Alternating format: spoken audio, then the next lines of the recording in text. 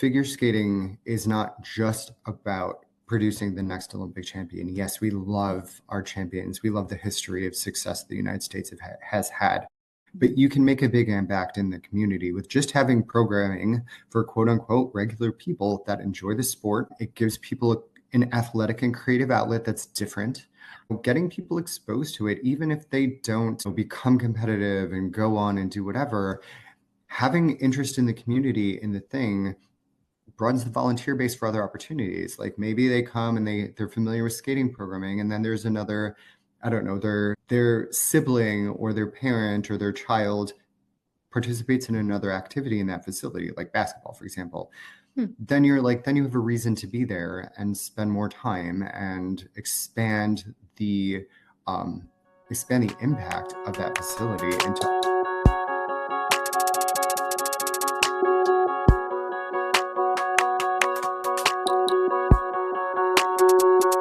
Welcome to the Silicon Valley Education Association podcast. It's great to have you on. Thank you so much for having me. I'm happy to be here. Awesome. Well, would love to hear a little bit about your background. Obviously, I know quite a bit about it, but if you want to give us a rundown, I know that you were one of the most well-rounded skaters out there, so I would love to hear a bit about that. Absolutely. So I think probably first and foremost, I'm the 2002 men's figure skating Olympic bronze medalist, particularly of note in light of the upcoming return to Salt Lake City. Salt Lake City was my first and only Olympics, and it's returning there in 2034. So we, the United States Olympic Committee, are very excited about that as well. Also with U.S. figure skating, we're super happy to have the games back.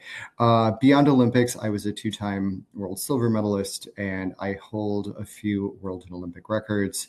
I was known as the original Quad King, as the first person to execute 3 quadruple jumps in a single program. I was also the first athlete to land a quadruple Salchow in competition, and that was I'm horrified to say this, but that was in 1997. That is mind-blowing. A little bit ago.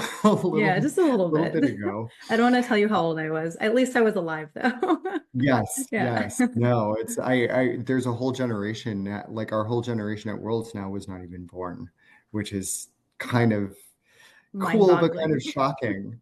And so I 6-time world team member, had the opportunity to train with a variety of very elite coaches, including Don Laws, who was Scott Hamilton's coach, Olympic champion Carol Heiss-Jenkins and her partner Glenn Watts, of course, the legendary Frank Carroll, who, among others, trained Michelle Kwan and Christopher Bowman and Lena Fradiani, as well as Audrey Wissiger, who has coached many world team members, including myself and Michael Weiss.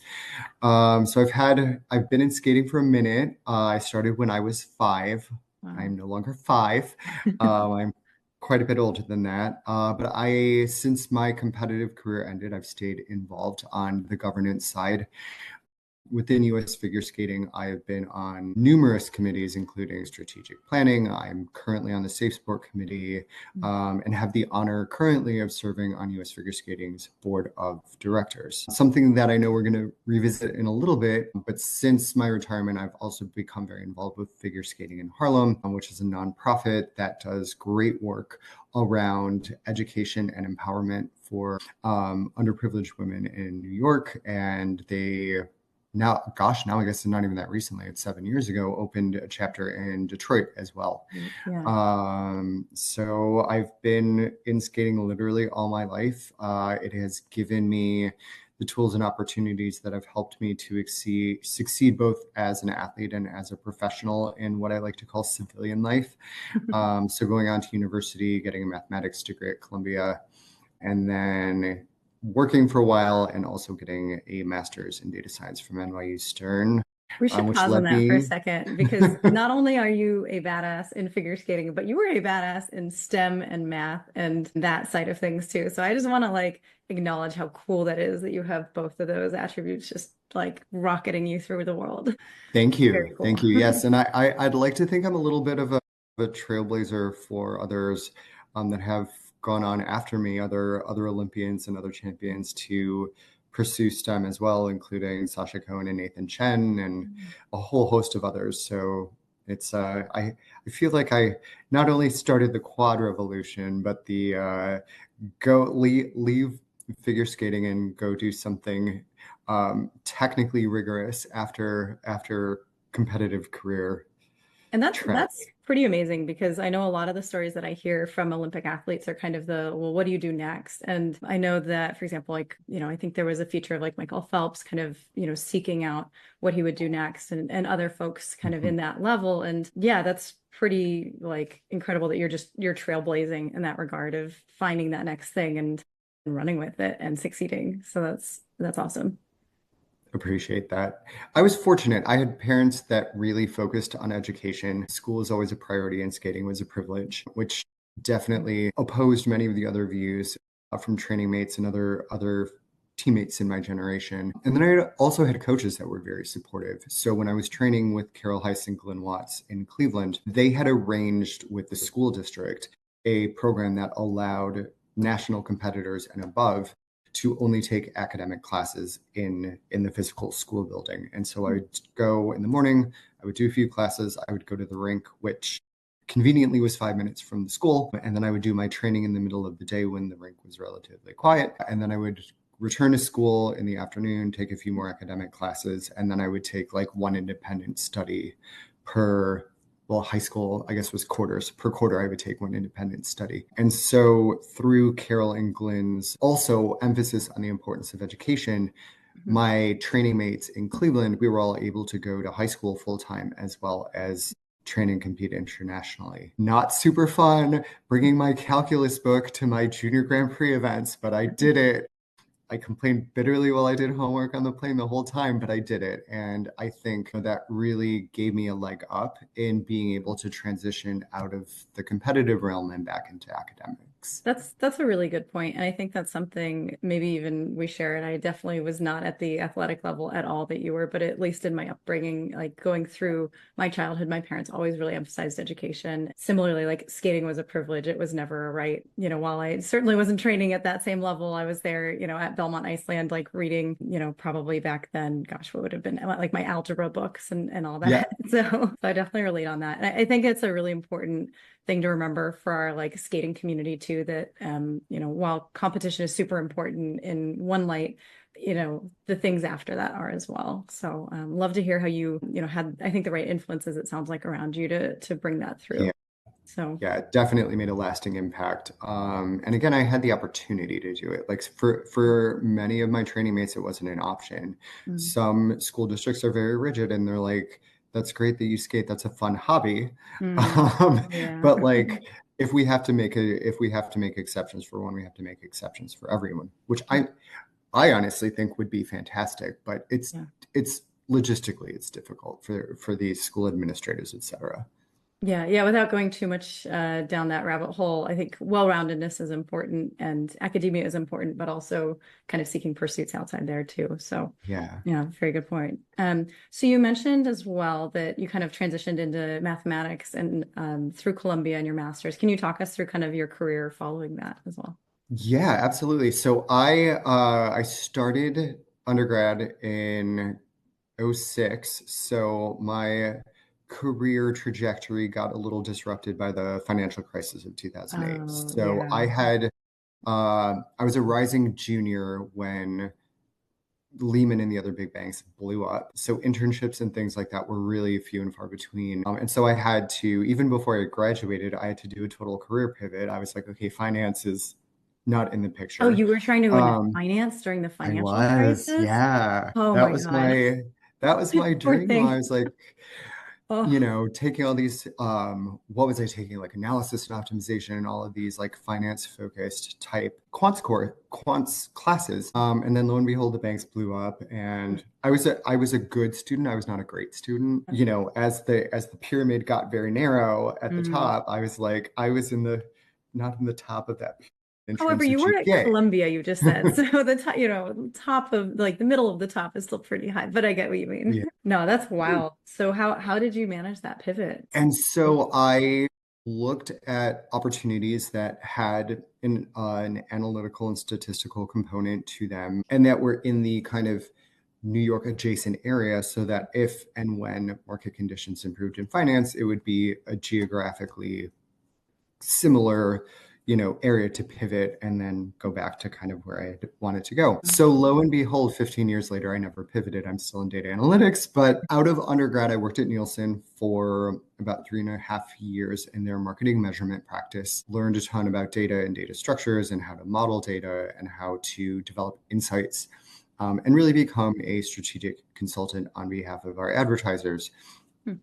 So not only taking the statistical readouts from the models that I was building, but actually helping the clients make informed business decisions on where they spent their marketing dollars. And I had the opportunity to work on some huge multinational billion-dollar brands, which was neat. But so I, early on in my career, had the opportunity to work on some really high-stakes projects during my time at Nielsen. After Nielsen, I got poached by an agency, which is now called Wavemaker. It used to be called MEC Global, doing the same type of work, but it expanded beyond sort of consumer-facing goods too. I worked on everything from like lawn care to pharmaceuticals. Like I had my book of business was that's a super wide wide, spread. which was cool because I got to learn deeply about like how different industries market. And spent, 3.5 years there as well, concurrently while getting my master's at NYU Stern. Cool. So I didn't sleep a ton for about 1.5 years, but it was a great learning experience. And it was great to kind of be pulled back into the academic piece and be a little bit more theoretical and a little bit more technical, whereas on the day-to-day, I was just doing the execution. And then shortly after graduating from NYU Stern, I had a colleague that was offered a position at Google. And for a variety of reasons, she did not want to take the role. And she's like, it's a little senior for you, but just, send in a resume, see what happens. Lo and behold, I got a call like 2 days later. I was on a plane 10 days later to do my in-person interviews and was extended an offer probably 3 weeks, 4 weeks in, which like in Google That's terms very is quick. Yeah. I mean, quick. I've been through interview loops with them where it's 6 months. So it's like a couple of weeks. You must have just like blown them away. That's awesome. So I was fortunate to get a quick offer there and join, and that brings my Google chapter required me to move to Mountain View for a year. It was supposed to be 18 months, but I did my song and dance and got home earlier, back to New York City. But that is the sort of dovetails where you and I were introduced. Exactly. Yeah. Which was cool. And that was back in 2017. I think it was 2017. Yeah. Yeah. No, we were, well, maybe this would be interesting. Do you want to kind of tell this story from your perspective? Because I can definitely tell you what was going on in my world, but I don't know if I've heard from your perspective how you ended up at the salon and all that. Yes. So we had first met at Julianne. Oh my gosh, I'm Wagner, I believe. Yeah. completely drawing a blank. Julianne One of the Wagner, board I think. members from Yeah. Yes, thank you. Yes, Yeah. one of the board members from Figure Skating in Harlem, Julianne Wagner, had an event at her home in Palo Alto, Atherton. Atherton. Yeah. And the kind of FSH family was looking at potentially expanding, and one of the considered sites was the Bay Area, knowing that there's a wealth of opportunity there. There's a very rich skating history, and it would open up different opportunities for the organization to kind of expand beyond Harlem and continue to expand upon the great work that they've done. And you were there at that event. And if I remember correctly, the tie-in was that you had just launched SVISA, and you were looking to partner on this as a way to garner support for opening up new and or maintaining existing ice rink facilities in the Bay. You got it. Which you're still trying to do, which I applaud you for that, because it's a tough gig. It getting is. rinks to open is a tough gig, and getting them to stay open is even harder. So Harder, yeah. yeah, so thank you guys, you and your organization for your efforts there. But I think that Yeah. was kind of how Yeah, we and then we sort of cross paths. became Yeah, so acquainted. so I think from my perspective, exactly like you hit it right on the nose there, which is I was basically in the midst of launching SVISA, and it wasn't really just me, it was a very large community swell came together, and we said, hey, what can we do to save all these rinks that keep closing, in particular to start Belmont Iceland? And then we noticed that Bridgepoint had closed as well. We were hearing rumors that our Redwood City rink was going to close, and of course it's now closed. And so, but at that time, we had just started to see the dominoes fall, and the community kind of started to crowdsource, okay, who are the people who can help with this? Where do they need to be? And kind of through Mhm. that, sheer luck, truly, I think someone who was attending the FSH salon, there we go, said, hey, come along with me. And I was really lucky to be pulled into that. And we met, and I was blown away with FSH, if I can pronounce it correctly. And we had such a great conversation. I feel really lucky that we did meet. So, Yeah, me as well. Me as well. yeah, It's been a fun, good friendship. We've done some yeah, really cool things together. Yeah, absolutely. Yeah, yeah. And actually, that's true. Later, I think you even were able to fly out for the Sunnyvale opening, if I recall, I too. So did. that Yes, was so yes. That was cool. a great event. That Yeah. was a lot of fun. We got very lucky with the weather. It We was did. beautiful. Yeah. Like right in the middle of winter, could have stormed, who knows? Yeah, Um, that was a great event. yeah, no, definitely. Are But they still yeah, doing that rink? it's supposed to be. So they're supposed to bring it back at some point. I believe they're actually contracted with the city. They've only done 2 seasons, but they're supposed to do a third. So we may just need to have some conversations in that city space and see what we can do. Hey, Olympic hype. It's an Olympic season next year. I That's a mean, good point. I what will better way take a to note on pull the that. community along? Yeah, no, actually, great point. But yeah, I'm hopeful that it'll come back.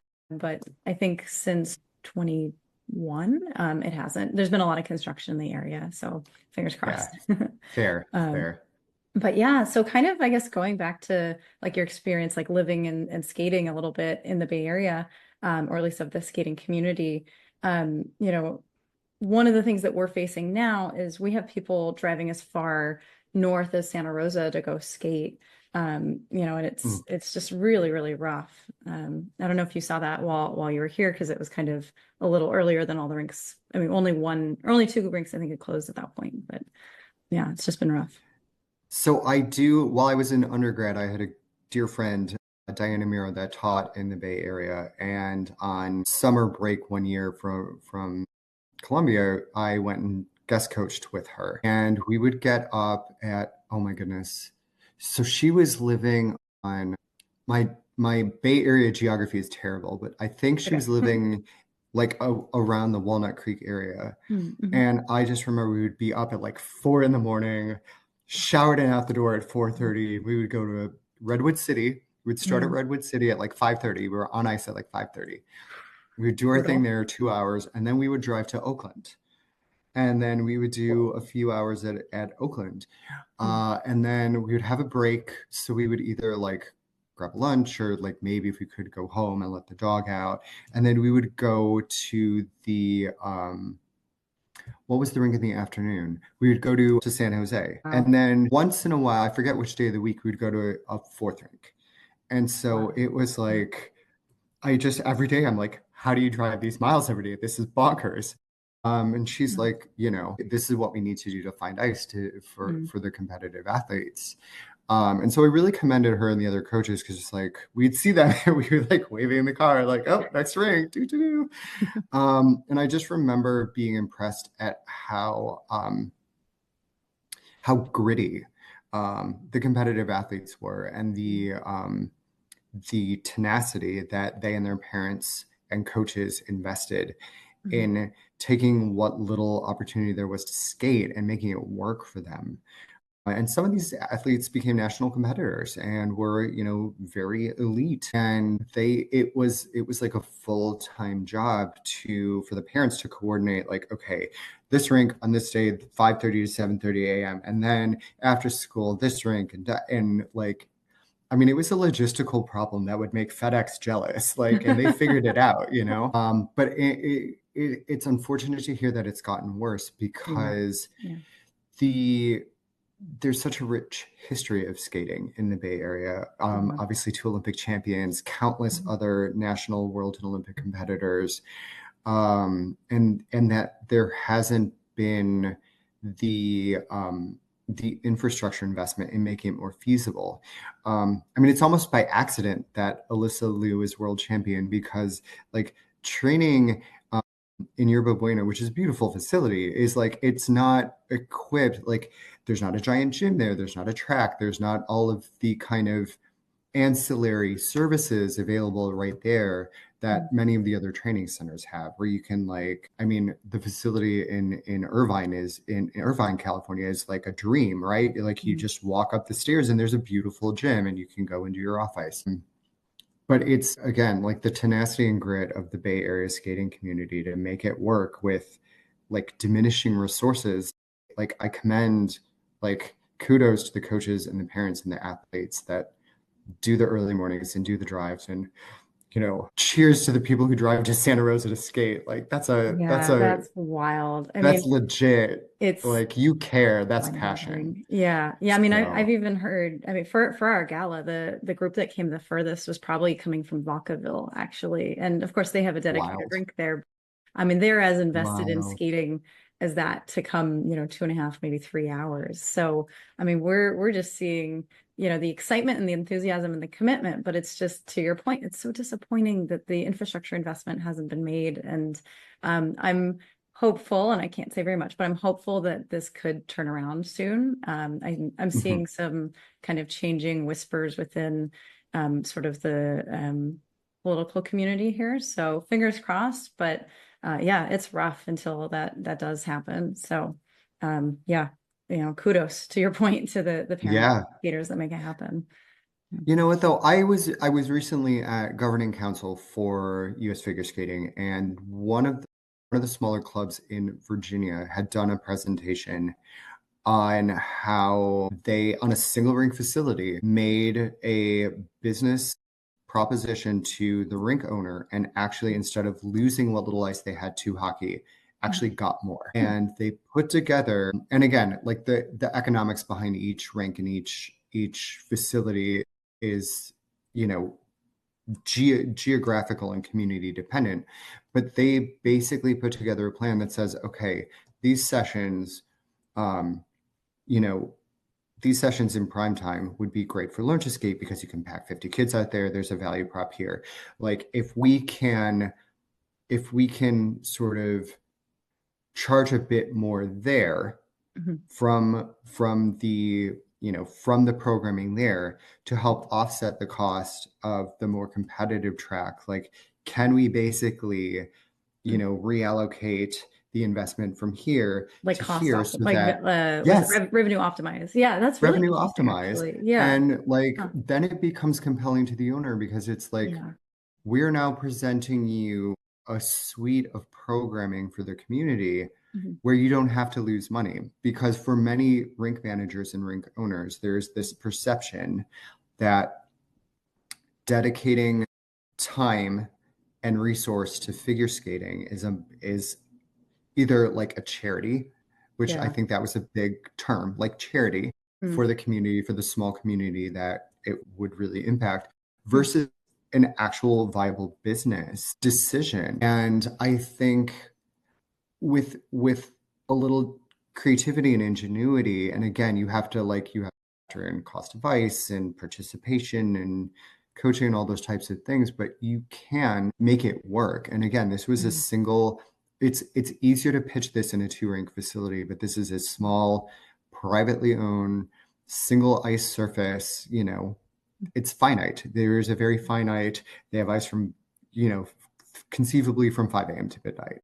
No one wants to Yeah. skate at 2 in No, the that's morning. that's wild. And I think you bring up a good point, which is that, and this was going to be where I was going to go next, but essentially, like from a business model standpoint, rinks are actually very viable, and it's just Hmm. really more a matter of not making them single use. And I think that's like this trap we get caught in the Bay Area where, I love hockey, but there's a lot more sports on the ice than, running around with a stick and a puck. Like you can have a very viable economic outcome with figure skating and having the right kind of balance of, I think you'd actually brought this up before, but theater on ice, like adult figure skating and, curling, speed skate. I mean, there's so many different ways to maximize the economic utility of a rink facility. And hockey, we love hockey, but it's not the only option out there. Exactly. And like, if you think about figure skating, the hours in the middle of the day when most youth are in school and most working professionals are in a physical office or working from home, you have the opportunity to monetize on things like theater on ice, on curling, Mhm.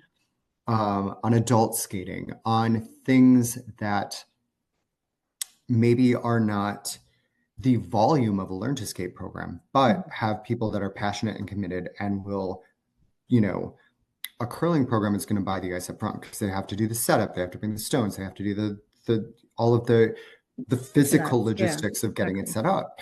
Mhm. And so you can like you're not selling like say typical average ice cost is $500 Mhm. from 11 p.m. to 2 p.m. during the school year on a weekday. Are you going to be able to sell that ice for $500?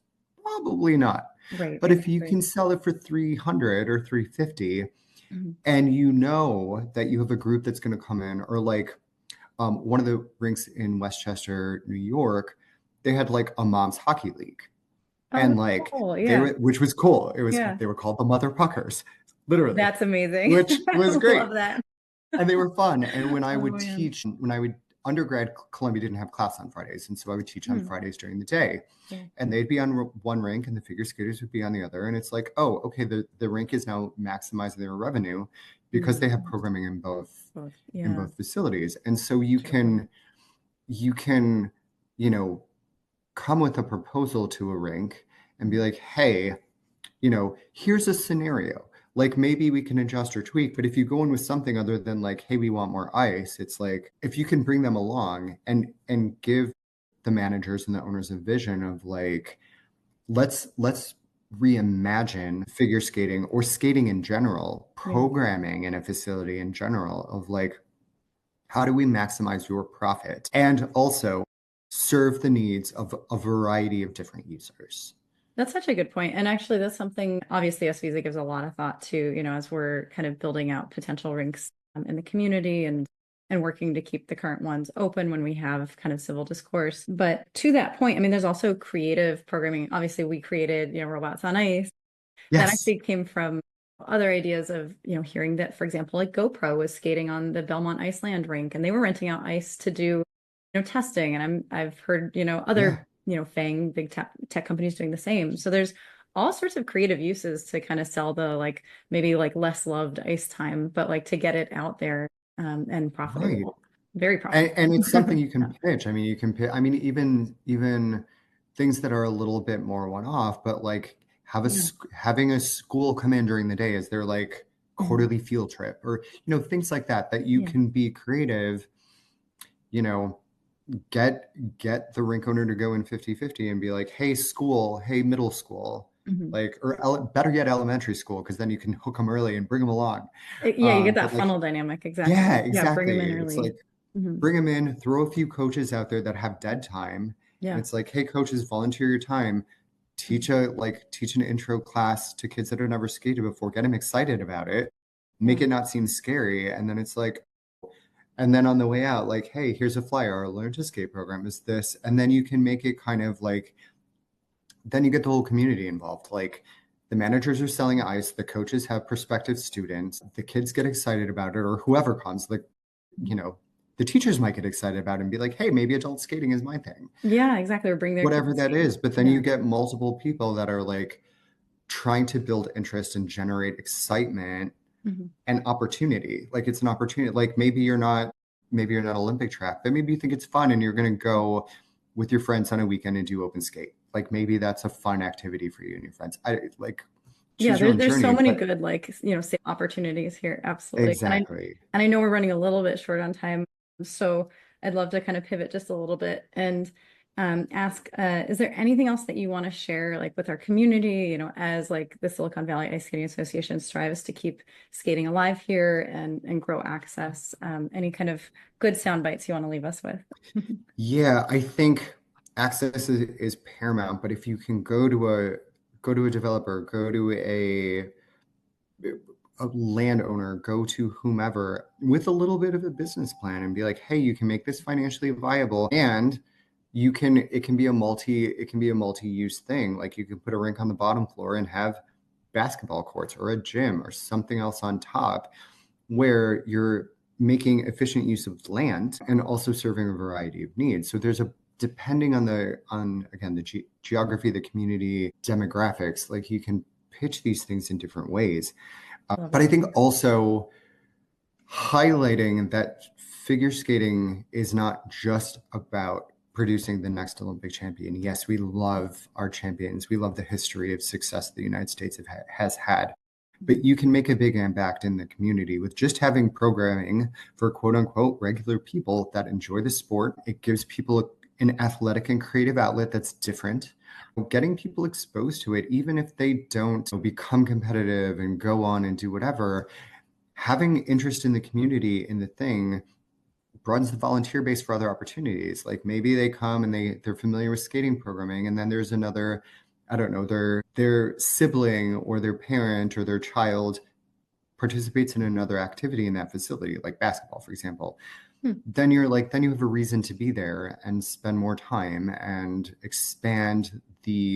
um, expand the impact of that facility into other areas of the community interests. Such a good point. Well, thank you so much for joining us today, Tim. This has been an awesome Absolutely. conversation as usual, and look forward to seeing you out here hopefully soon sometime. Yes, absolutely. And again, thank you and your group for all the great work you do. And of course, happy to support in any way that I can. Know that I'm always here as a resource and happy to take a call or an email. We always appreciate that. Thank you so much, Tim. Thank you.